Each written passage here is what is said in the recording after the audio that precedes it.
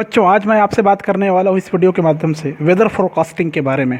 ठीक है, इससे पहले वीडियो अगर आपने देखे होंगे तो पूरा एग्रोमेट्रोलॉजी बेस्ड था, अर्थात मौसम कृषि विज्ञान से संबंधित था, जिसमें मैंने कई बार आपको जो वीडियो बताया उसमें कई ऐसे उपकरण एपरेटस के बारे में बताया जो हमारे मेट्रोलॉजी में काफ़ी उपयोगी है, काफ़ी इम्पोर्टेंस रखता है। ठीक है, कुछ बातें मैंने वायुमंडल के बारे में भी बताया था पिछले वीडियो अगर आपने देखे होंगे। ठीक है, मैंने उपकरण में बहुत अच्छे अच्छे उपकरण बताया, जैसे थर्मामीटर है, रेन गेज है, विंड वेन है, एट्सेट्रा मैंने बताया था। उसके बाद में कुछ कंडेंसेशन के बारे में भी बताया था। तो आज मैं आपके लिए लेकर आया हूँ एग्रोमेट्रोलॉजी के अंतर्गत वेदर फोरकास्टिंग, मौसम पूर्वानुमान। जी हाँ, ये एक ऐसा शब्द है, पूर्वानुमान शब्द से ही समझ में आता है कि हम इसके बारे में कोई स्थिर बात नहीं कह सकते, कोई फैक्ट नहीं कह सकते कि ऐसा होने वाला है, ऐसा नहीं कह सकते। आज बारिश होगी ऐसा नहीं कह सकते, कल नहीं होगी ऐसा नहीं कह सकते, कल सूरज उगेगा, सूरज दिखाई देगा पूरी प्रचंडता के साथ, ऐसा नहीं कह सकते, क्योंकि वेदर फोरकास्टिंग पूर्वानुमान है मौसम का। ठीक है, मतलब ये कह सकते हैं कि हम लोग हमको अभी भी मौसम की भविष्यवाणी के लिए कोई स्पष्ट नियम नहीं बनाए गए हैं, मतलब कोई क्लियर रूल नहीं है हमारे पास अभी, क्लियर रूल नहीं है, याद रखना हमारे पास अभी। जब क्लियर रूल नहीं है, ऐसा कोई रूल नहीं बना, ऐसा कोई मेथड नहीं बना है जिसके कारण हम मौसम की एकदम एग्जैक्ट अनुमान लगा सकें। अनुमान शब्द का मतलब ही होता है आगे पीछे 19-20 ऐसा बोल सकते हैं आप लोग। ठीक है, 24 कैरेट होना चाहिए, ना होकर वो 23-22 कैरेट हो जाती है, ये होता है अनुमान या पूर्वानुमान। ठीक है, पूर्वानुमान से तात्पर्य होता है पहले अनुमान लगाना कि कल क्या होने वाला है। आज जिस अवस्था में है आप, हम ऐसा पूर्वानुमान लगाएंगे कि कल क्या होगा, कल कैसे होगा, कल किस प्रकार से होगा, ये पूर्वानुमान को दर्शाता है। तो वेदर फोरकास्टिंग में मौसम की भविष्यवाणी करने के लिए अभी तक कोई स्पष्ट नियम नहीं बनाए जा सके हैं, और यही कारण है कि जब भी हम किसी मौसम की भविष्यवाणी करते हैं या सुनते हैं तो उसके लिए हमेशा अनुमान सूचक शब्दों का प्रयोग करते हैं। ठीक है, अनुमान सूचक शब्दों का प्रयोग करते हैं हम लोग। कौन से सूचक शब्दों का प्रयोग करते हैं? अनुमान सूचक शब्द। और ये शब्द कौन कौन से होते हैं देख लीजिए जरा इसको। अनुमान सूचक शब्द में प्रायः, ऐसा बोलते नहीं, प्रायः, हल्की, भारी, ठीक है, प्रायः, हल्की, भारी इत्यादि, और लगभग भी लिख देते हैं, लगभग। इस प्रकार के शब्दों का प्रयोग करके मौसम का पूर्वानुमान लगाया जा सकता है। ठीक है, आपने समाचार सुने होंगे, उसमें ऐसा कहते हैं कि आज लगभग इतने तापमान रहने की संभावना है। ठीक है, ठीक है, समझ रहे हैं मैं क्या बोल रहा हूँ। उसके बाद में आगामी मौसम के अनुमान और भविष्यवाणी के लिए हमको अंतरिक्ष का ज्ञान होना जरूरी है। ठीक है, मौसम पूर्वानुमान के लिए हमको किसका ज्ञान होना चाहिए? मौसम पूर्वानुमान हेतु, मौसम पूर्वानुमान हेतु अंतरिक्ष का ज्ञान होना चाहिए हमको, अंतरिक्ष का ज्ञान होना चाहिए, अंतरिक्ष का ज्ञान होना चाहिए। तब आप भविष्यवाणी आसानी से कर सकते हैं, क्योंकि भविष्यवाणी जो करना है, पूर्वानुमान आप लगा सकते हैं, लेकिन जो भविष्यवाणी करना है वो बहुत कठिन काम होता है। ठीक है, कारण ये है कि जो वेदर होता है वो काफ़ी जल्दी बदलता है, लगातार परिवर्तित होता है, चेंजेबल होता है, स्थायी नहीं होता, अस्थायी होता है। ठीक है, अर्थात दिन भर में आप देखेंगे तो कई बार बदल सकता है। अभी का मौसम देख लीजिए, लगातार बदलता है, कभी सूरज की तीक्ष्ण गर्मी महसूस होती है, कभी तो बादल दिखाई देता है, तो कभी बारिश हो जाती है, कभी बारिश के छींटे पड़ते हुए। ठीक है, तो ऐसे होता है इसमें। इसी संबंध में, अंतरिक्ष ज्ञान के संबंध में, अमेरिकी अंतरिक्ष खोज संस्थान नासा, अमेरिकी खोज संस्थान नासा ने वायुमंडल में एक निश्चित ऊंचाई पर एक उपग्रह सेट किए, 2 उपग्रह सेट किए हैं इन्होंने, और सब कई उपग्रह सेट किए कई कंट्री ने, लेकिन ये नासा के बारे में बात करते हैं जिनकी टेक्नोलॉजी सबसे ज़्यादा स्ट्रॉन्ग है, ऐसा बताया गया है। टेलस्टार, ठीक है, और एक होता है टेलरॉड, टेलरॉड। ठीक है, ये टेलस्टार और टेलरॉड 2 सैटेलाइट है, दोनों क्या है? सैटेलाइट, सैटेलाइट है। ठीक है, इसके द्वारा और दूसरे कई कंट्रीज है जिसके द्वारा रडार सिस्टम, ठीक है, और कई कंट्रीज है जो विकसित प्रकार के रडार लगाए हुए हैं, जिसके कारण आज अधिकांश विकसित और विकासशील देश अग्रिम, मतलब आगामी 7 दिनों के लिए पहले से ही 80 से 85% मौसम की भविष्यवाणी कर सकते हैं, 80 to 85%। ठीक है, भविष्यवाणी मौसम का पूर्वानुमान वेदर फोरकास्टिंग कर सकते हैं 80 to 85% किसकी सहायता से? टेलीस्टार रडार जैसे उपग्रह की सहायता से, रडार प्रणाली, रडार सिस्टम की सहायता से। वर्तमान में हम लोग अगर देखें, ठीक है, तो हम लोग भावी मौसम और दशाओं का निर्माण जैसे होता है, अभी वर्तमान और भूतकाल की मौसम दशाओं के आधार पर भावी मौसम दशाओं का निर्माण संभव हो पाता है। मतलब आज कैसा है मौसम, तो हम ऐसा अनुमान लगाते हैं कि कल क्या हो सकता है ना, ऐसी है ना, ठीक है। कभी कभी ये गलत भी होता है, इसीलिए तो इसका नाम पड़ा पूर्वानुमान, फोरकास्टिंग, वेदर फोरकास्टिंग, ठीक है। फिर इसको थोड़ा सा डिफाइन कर सकते हैं, फोरकास्टिंग को हम लोग कैसे डिफाइन करेंगे? वर्तमान एवं भूतकाल की मौसम दशाओं के आधार पर, ठीक है, किसके आधार पर? वर्तमान एवं भूतकाल की मौसम दशाओं के आधार पर भावी मतलब आने वाली मौसमी दशाओं का, वेदर कंडीशंस का निर्माण संभव होना है। यही प्रक्रिया पूर्वानुमान कहलाती है, फोरकास्टिंग कहलाती है, ठीक है। ये जो वेदर फोरकास्टिंग होता है, 2 टाइप्स के होते हैं। फोरकास्टिंग जो होता है, वेदर फोरकास्टिंग या मौसम पूर्वानुमान, इसके 2 प्रकार होते हैं। एक प्रकार होता है अल्पकालीन, बोलते हैं जिसको हम लोग अल्पकालीन, शॉर्ट ड्यूरेशन वाला, ठीक है ना, और दूसरा होता है दीर्घकालीन, लॉन्ग ड्यूरेशन वाला। नाम से स्पष्ट है, शॉर्ट ड्यूरेशन का मतलब होता है मौसम की ऐसी अल्पकालिक अवस्था जिसमें हम 12 से 48 घंटे के दौरान इसका अंदाज़ा लगाते हैं, 12 to 14 आवर्स के दौरान, चूँकि ये हमेशा बदलते रहता है, चेंजेबल होता है,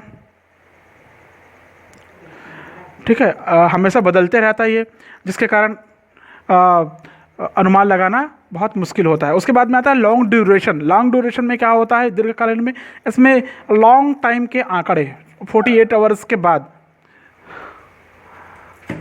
लॉन्ग टाइम, लंबे समय, ठीक है, के आंकड़ों के आधार पर, लॉन्ग टाइम डेटा के आधार पर हम अनुमान लगाते हैं, ठीक है। भारतीय अंतरिक्ष विभाग जो है वह आगामी मौसम की सूचना को रेडियो और दूरदर्शन पर मौसम सूचना के रूप में प्रसारित करती है। आपने सुने होंगे, देखे भी होंगे टीवी पर, ठीक है। ये जो मानसून पूर्वानुमान है हमारे भारत देश में इनसेट 1 के द्वारा, ये जो पूर्वानुमान है, चाहे शॉर्ट टाइम चाहे लॉन्ग टाइम हो, ये एक सैटेलाइट है इनसेट 1B के द्वारा बादल के जो चित्र प्राप्त होते हैं उसके द्वारा दूरदर्शन पर प्रसारित होता है, आपने देखे होंगे। लेकिन आजकल जो मौसम का पूर्वानुमान हो चाहे दीर्घकालीन अनुमान हो, वो अगर लगता है तो सुपर कंप्यूटर के माध्यम से लगता है, अर्थात सुपर कंप्यूटर की मदद ली जाती है, सुपर कंप्यूटर, ठीक है। सुपर कंप्यूटर के बारे में आप लोग कंप्यूटर वगैरह में पढ़े होंगे, ठीक है। काफ़ी हाईली टेक्नोलॉजी से निर्मित एक ऐसा कंप्यूटर होता है, ऐसे गणित प्रणाली होती है जिसमें बहुत कम समय में काफ़ी डाटा स्टोरेज हो सकती है, ठीक है। काफ़ी जल्दी ये गणना करने में सक्षम होती है, एटसेट्रा से बहुत सारे क्वालिटीज़ आपको मिलेगी उसमें, ठीक है। तो हमको कुछ बातों की जानकारी होनी चाहिए अगर हमको मौसम का पूर्वानुमान करना है, पूर्वानुमान लगाना है, तो वो बात कौन कौन सी है? हमको ये पता होना चाहिए, स्थानीय और समीपवर्ती प्रदेशों के मौसम का ज्ञान होना चाहिए, ठीक है ना। क्या होना चाहिए? स्थानीय और समीपवर्ती मौसम का ज्ञान होना चाहिए।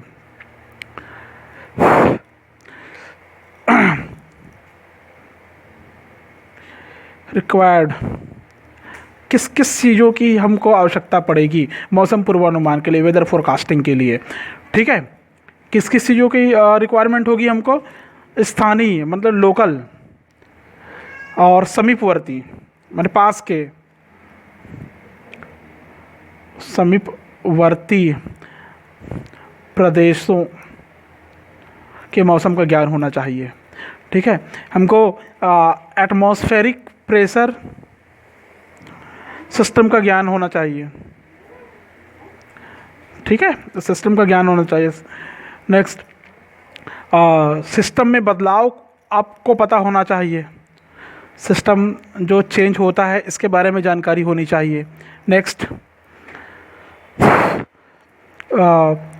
एलिमेंट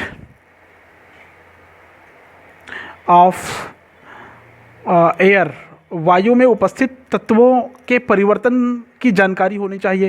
एंड देन नेक्स्ट, हमारे स्थानीय धरातलाकृति की जानकारी होनी चाहिए। स्थानीय धरातलाकृति की जानकारी होनी चाहिए आपके पास में, तभी जाके आप मौसम का पूर्वानुमान लगा सकते हैं। अब थोड़ा सा देख लीजिए भारत में किस प्रकार का वेदर फोरकास्टिंग किया जाता है, किस प्रकार मौसम का पूर्वानुमान लगाया जाता है इन इंडिया, भारत में वेदर फोरकास्टिंग। यहाँ पर शॉर्ट में बता देता हूँ मैं आपको, weather forecasting in India, Bharat में किस प्रकार का पूर्वानुमान लगाते हैं। भारत में अगर बात करें तो हम लोग एंशियंट इंडिया में चले जाते हैं, एंशियंट भारत में चले जाते हैं, जहाँ पर मौसम का पूर्वानुमान किस पर प्रचलित था, विश्वास पर प्रचलित था, कहावतों के आधार पर, लोकगीतों के आधार पर इत्यादि के आधार पर हम मौसम का पूर्वानुमान करते हैं। हमारे यहाँ कुछ पोएट भी हुए हैं, कुछ महाकवि ग्रेट पोएट हुए हैं, घाघ नाम सुने होंगे आप लोग हिंदी वगैरह में, भड्डरी, इनकी भी काफ़ी कहावतें, भड्डरी काफ़ी कहावतें और इनकी लिखित कविताएं आती है, जिसके आधार पर ग्रामीण अंचलों में मौसम की जानकारी ली जाती है। ठीक है, तो इनकी कविताएं काफ़ी प्रचलित है, घाघ भड्डरी की कविताएं काफ़ी प्रचलित है। इसके आधार पर हमारे देश में ग्रामीण अंचलों में मौसम की जानकारी ली जाती है। ठीक है, कई कंट्री ऐसे हैं जहाँ पर हेवनली बॉडीज़ के आधार पर फोरकास्टिंग की जाती है। हेवनली बॉडीज़ अर्थात आकाशीय पिंड, जैसे चंद्रमा है, आकाश है, वायु है, उसके द्वारा।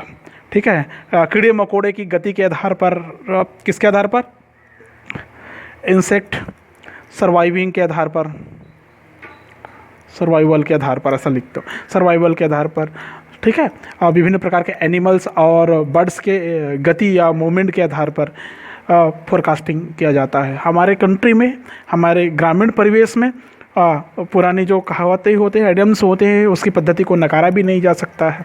ठीक है, आज मौसम विज्ञान ने काफ़ी तरक्की कर ली है और बहुत सी वैज्ञानिक पद्धतियाँ विकसित की जा चुकी है, इसलिए अल्पकालिक शॉर्ट रेंज फोरकास्टिंग इंडिया में भी लगाया जा सकता है। ठीक है, इसके लिए लगभग मैंने शुरू में बताया कि 12 to 8 आवर्स का टाइम लगता है शॉर्ट टाइम ड्यूरेशन फोरकास्टिंग के लिए। अर्थात हमको अगर अल्पकालिक शॉर्ट रेंज फोरकास्टिंग अगर करना है, हमको शॉर्ट टाइम के लिए अगर फोरकास्टिंग करना है, अनुमान लगाना है, तो चूँकि मौसम प्रतिदिन परिवर्तित होती है तो तथ्य का एग्जैक्ट पता लगाना तो मुश्किल है, लेकिन फिर भी कुछ संभावनाएं बनती है। जैसे इसमें आता है, जैसे समदाब रेखाएं पश्चिमी तट को पार करके अगर स्थलखंड की ओर झुकती है तो अगले दिन ऐसा माना गया है कि पवनों की गति धीमी होगी है, और यदि समदाब रेखाएं सरल है तो मानसून प्रबल और वर्षा वाला होगा। ठीक है, सोशल साइंस में आपको पढ़ाया गया होगा समदाब रेखाएं। ठीक है ना। ठीक है, अगर अरब सागर और बंगाल की खाड़ी में उठने वाले गर्द चक्र मानसून पवनों को शक्तिशाली और शक्तिहीन बनाने में सहायक होते हैं। अरब सागर और बंगाल की खाड़ी में जो उठने वाले गर्द और चक्रवात है वो मानसून पवन को शक्तिशाली और शक्तिहीन बनाने में सहायक होते हैं। मतलब वो पावरफुल भी बना सकता है मानसून को और पावरलेस भी बना सकता है। बंगाल की खाड़ी में ज़्यादा गर्द आते हैं जबकि अरब सागर में बहुत कम आते हैं। हमारे देश में वर्षा अधिकतर जो होती है बंगाल की खाड़ी से उठने वाले चक्रवात और तूफान की वजह से होती है। ठीक है, बंगाल की खाड़ी में गर्द जून माह में आते हैं, वे उत्तर पश्चिम दिशा में चलते हुए उत्तर प्रदेश के पर्वतीय भागों तक पहुंच जाते हैं। ठीक है ना। इसको लिखना पड़ेगा क्या? नहीं पड़ेगा, मैं बोल रहा हूँ, आप समझ लीजिए। बंगाल की खाड़ी में गर्द, ध्यान से सुन लीजिए, बंगाल की खाड़ी में गर्द जून माह में आते हैं गर्द। ठीक है, उत्तर पश्चिम की दिशा में चलते हुए वो उत्तर प्रदेश के पर्वतीय भागों में पहुंच जाते हैं। गर्द का जो अधिकतर नियमित मार्ग होता है उस अपने नियमित मार्ग पर ही चलते हैं वो गर्द। बंगाल की खाड़ी के जो गर्द होते हैं उड़ीसा, छोटा नागपुर, मध्य प्रदेश, छत्तीसगढ़, थार का रेगिस्तान और हिमाचल प्रदेश तक जाते हैं। अर्थात हमारे स्टेट तक भी ये वर्षा या रैन का कारण बनती है। यहाँ पर ये गर्द अरब सागरी गर्द में मिल जाते हैं जो मुंबई, नीमच और जयपुर होते हुए आते हैं। ऐसा अरब सागरी गर्दों की आयु कम होती है, बलूचिस्तान से आते हैं। ठीक है, अगर निम्न दाब का क्षेत्र की दिशा उत्तरी भारत में पवन की ओर होती है तो मैदानी भागों में वर्षा कम होती है। मानसून पवनों की अगर क्रमबद्धता इस दौरान टूट जाती है, मतलब अगर निम्न वायुदाब क्षेत्र की दिशा उत्तरी भारत में पवन की ओर होती है तो मैदानी भागों में वर्षा कम होती है और मानसून पवनों की क्रमबद्धता टूट जाती है। इस प्रकार की अवस्थाएं जून जुलाई में कुछ दिनों के लिए और अगस्त सितंबर में कुछ सप्ताह के लिए हो सकती है। ठीक है, इसके आधार पर आप आसानी से मौसम का पूर्वानुमान लगा सकते हैं। अब थोड़ा सा मैं बात करूंगा आपसे फसल उत्पादन से जलवायु परिवर्तन के संबंध के बारे में। ठीक है, फसल उत्पादन का जलवायु परिवर्तन से क्या संबंध रखता है, मैंने कैसे उसको प्रभावित करेगी जलवायु परिवर्तन से फसल किस प्रकार से संबंधित है, देख लीजिए उसको।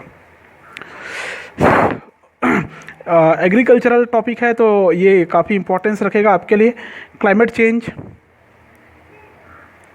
रिलेशन,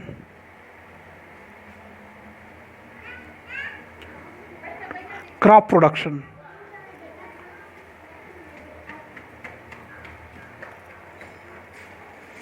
फसल उत्पादन से जलवायु परिवर्तन का क्या संबंध है, तो बहुत बड़ा संबंध है भाई।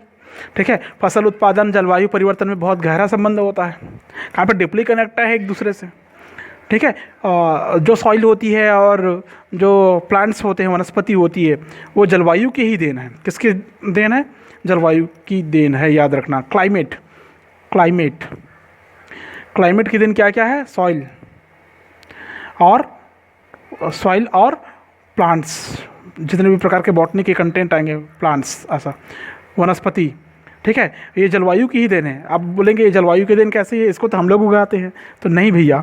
जब आपके पास में उचित जलवायु नहीं रहेगी तो आप क्या उगा पाएंगे। मैं कहता हूँ चलिए आप चाय की खेती करिए, आपके लिए संभव होगा, नहीं होगा। मैं कहता हूँ आप जिस जगह पर है अभी, हो सकता है कि आप जिस जगह पर अभी एप्पल लगता होगा, लेकिन मैं कहता हूँ दूसरी जगह जाके एप्पल लगाइए आप। ठीक है, अगर छत्तीसगढ़ की बात करूँ मैं, तो छत्तीसगढ़ में मैं कहूँगा आपको एप्पल लगाइए, एप्पल की खेती करिए भला, आप नहीं कर सकते। ठीक है, समझ में। बंगाल फेमस है पटसन के लिए, असम फेमस है चाय के लिए, ज्वार बाजरा राजस्थान में होता है, और हमारे छत्तीसगढ़ और उड़ीसा में धान की खेती की काफ़ी ज़्यादा महत्ता है। तो ये समझ सकते हैं कि जलवायु ही मिट्टी और वनस्पति देती है। क्लियर है। भूमध्य रेखी जो प्रदेश होता है उसमें अत्यधिक वर्षा के कारण सघन वनस्पति का आवरण बना जा, तो क्लाइमेट ही हमको वो सारी चीज़ें देती है। ठीक है, भूमध्य रेखी प्रदेशों की बात मैं कर रहा था। भूमध्य रेखी प्रदेशों में अत्यधिक वर्षा के कारण सघन वनस्पति का आवरण पाया जाता है। भूमध्य रेखी सोशल साइंस में आपने पढ़े होंगे, भूमध्य रेखी प्रदेशों में सर्वाधिक वर्षा होती है। ठीक है, सर्वाधिक वर्षा होती है। सर्वाधिक वर्षा होने के कारण यहाँ पर क्या होती है, फॉरेस्ट एरिया बन जाता है, सघन होता है, पेड़ पौधों की, वनस्पति का जो प्रोडक्शन है वो काफ़ी ज़्यादा रहता है। सदाबहार वन यहीं पर पाए जाते हैं। ठीक है, इस हिस्से में सदाबहार वन पाए जाते हैं भूमध्य रेखी प्रदेश में, क्योंकि जलवायु काफ़ी उचित रहती है। उचित रहती है मतलब ज़्यादा वर्षा इसी जगह पर होती है। कुछ अपवाद भी मिलते हैं, कुछ फसलों को छोड़कर, अगर कंदमूल की फसलें ही अगर लोगों का आधार है, ठीक है ना, कुछ अपवाद को छोड़कर, कुछ फसलों को छोड़कर कंदमूल की फसलें ही लोगों का आधार है, आपको ये पता होना चाहिए। उष्णकटिबंधीय क्षेत्र में केला का उत्पादन अधिक होता है। ठीक है, उष्णकटिबंधीय एरिया में केला का उत्पादन सर्वाधिक होता है। आपको पता है इंडिया में केला किधर ज़्यादा होता है, नहीं पता है तो पता करके बताना है मेरे को कमेंट में। उष्णकटिबंधीय एरिया में केला का उत्पादन सबसे ज़्यादा होता है। शीतकटिबंधीय एरिया, मैं एक एक एग्जांपल दे रहा हूँ आपको। शीतकटिबंधीय जो एरिया है, इस कटिबंधीय एरिया में आप एप्पल उगाते हैं, सेब वगैरह उगाते हैं, नाशपाती वगैरह उगाते हैं। ठीक है, उससे इसका ज़्यादा उत्पादन होता है। ठीक है, मई जून महीना में तापमान अधिक होता है हमारे यहाँ। ठीक है, जिसके कारण कृषि उत्पादन संभव नहीं हो पाता। लेकिन अगर सिंचित क्षेत्र की बात करें तो वहाँ पर कृषि खेती आराम से कर सकते हैं हम लोग। ठीक है, जलवायु की विविधता के कारण फसल उत्पादन के लिए अनुकूल वातावरण उपस्थित करती है। बने क्लाइमेट क्या होता है, चेंजेबल है, परिवर्तनशील है, अलग अलग जगह अलग अलग प्रकार की जलवायु होती है, तो ये अनुकूल वातावरण उपस्थित कर लेती है। ठीक है, अगर आप पंजाब उत्तर प्रदेश की जलवायु की तरफ जाएंगे तो वो गेहूं की खेती के लिए उपयुक्त है। पंजाब और किस ओर जाएंगे आप, यूपी की ओर जाएंगे तो ये गेहूं की खेती के लिए ज़्यादा उपयुक्त है। ठीक है, समझ रहे हैं। अगर आप छत्तीसगढ़ आते हैं तो चावल की खेती के लिए ज़्यादा उपयुक्त है। सींची एंड उड़ीसा की तरफ अगर आप आते हैं तो ये राइस चावल की खेती के लिए, धान की खेती के लिए ज़्यादा उपयुक्त होता है। ठीक, समझ रहे हैं। ग्रीष्मकाल में तापमान बढ़ जाने के कारण फसलें शीघ्र पक जाती हैं। ठीक है, ग्रीष्म काल में क्या होता है, तापमान ज़्यादा बढ़ता है तो फसल जल्दी पकता है। हमारे देश में जिन जगहों पर 100 सेंटीमीटर से ऊंचा वर्षा होता है उन जगहों में चावल, गन्ना, पटसन, 50 से 100 सेंटीमीटर वाले भागों में गेहूँ, मक्का आदि। तो इसको भी आप लोग जान लीजिए कि क्या इसमें कंटेंट मिलता है। जहाँ पर 100 सेंटीमीटर से ऊपर बारिश होती है वहाँ पर क्या क्या चावल वगैरह, गन्ना वगैरह आप लोग उगाते हैं, शुगर कैन। ये हमारे देश की जलवायु से संबंधित फसल है। ठीक है, जहाँ पर 50 से 100 सेंटीमीटर वाला बारिश वाला एरिया है, इन जगहों पर गेहूँ उगाते हैं हम लोग। ठीक है, गेहूँ उगाते हैं, मक्का उगाते हैं। और यदि 25 से 50 सेंटीमीटर क्षेत्र वाले में जाएं तो